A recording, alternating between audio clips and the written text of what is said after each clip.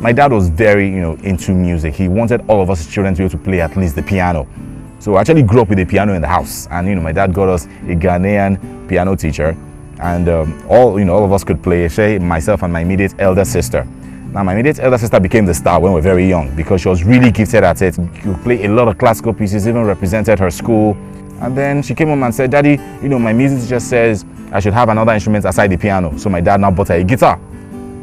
So it was a case of, I have a guitar, well, don't touch my guitar. So there was a guitar in the house, she couldn't play it, nobody could play it, and for years, Gbolahan, don't touch my guitar was always the issue, until I got into the University of Lagos. UNILAG was in a strike in '96. The strike lasted about 6 months, the usual ASU stuff.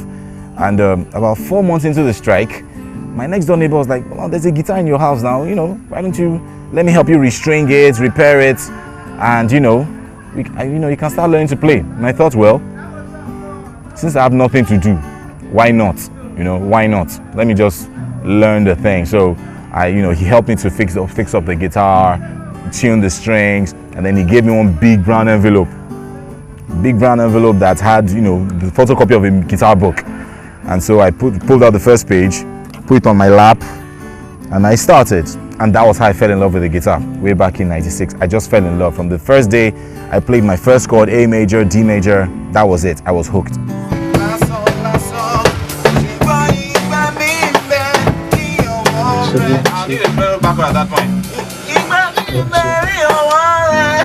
During that period, and I started seeking after God, and immediately I dedicated my life. I knew something was up because I immediately wrote a song, like in less than a week.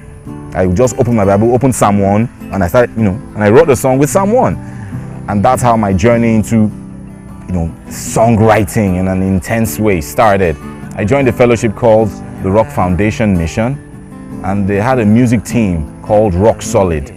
And in that music team was, people like Lara Bajomo, now Lara George, Toyin Shokefun, now T.Y. Bello, later on Emma joined, and many other, Moyo, Sore Ojo, and many other guys, they joined, and of course Dapo Torimiro, he was the choir director. We got involved in a music project called Your Dream Come True, and we actually did a CD, and that was how my first experience of going into studio happened. And we went to the studio, the work was really, really good. It was unprecedented at that time that university students would actually record a CD. This was way back in 1998, 99. It was amazing. Then, how many people had CD players in Nigeria? Very, very few, So that experience really, it molded me, and we started having invitations to minister. And with all those IVs, we're going here to this church, that church, we're going on TV to play, and then my parents found out. That's how they found out that Gbolahan was really serious with this music, She's the bloody Yusuf. Hey! So let's try the first chord again. 1, 2, 3, 4, sing. The times when I'm down, when I'm frustrated, I tend to write some really deep songs when I'm really frustrated and I'm very sad, about things that are not going the way I would want them to.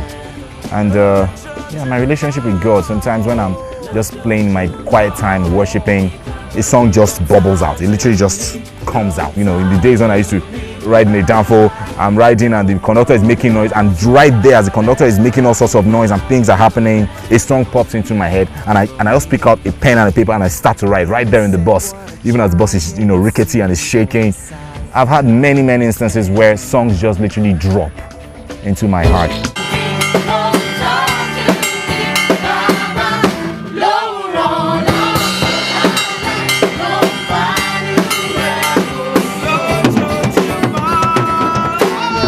There was an experience I had in a renowned producer studio, Wole Oni precisely, and one of his assistants was talking with me, and he found out that I taught Asha, and I was like, bros, you taught Asha to play the guitar, and you're singing gospel. Oh.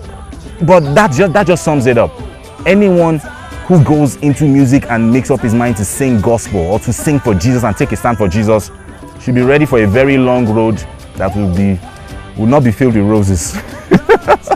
You go to radio stations, besides coming up with quality content, you have to pay the radio stations to play your music.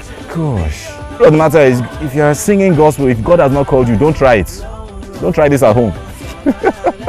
The world right now is like the marriage in Cana that Jesus attended. That yeah, there is plenty of wine. As a Christian artist, there will be a time when someone will turn to us and say, they have no more wine.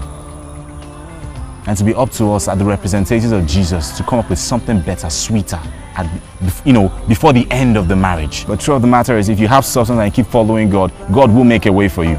But if you are doing this for money, forget it. Forget it.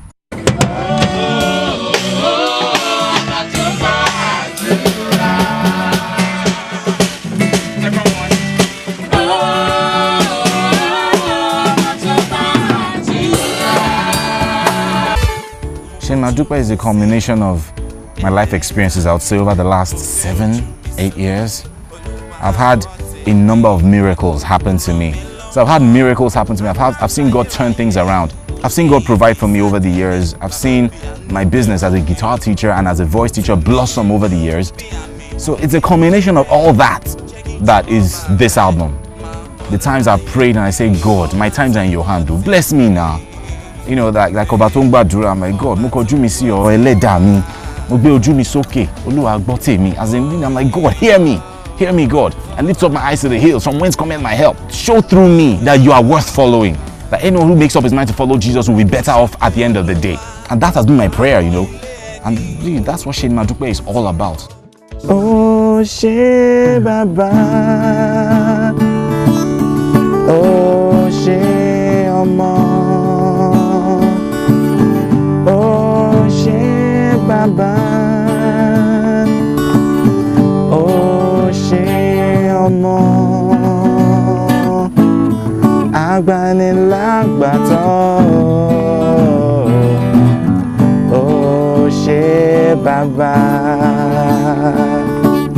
agbanilágbàtàn, oh ṣé Baba. She Baba, oh she Baba.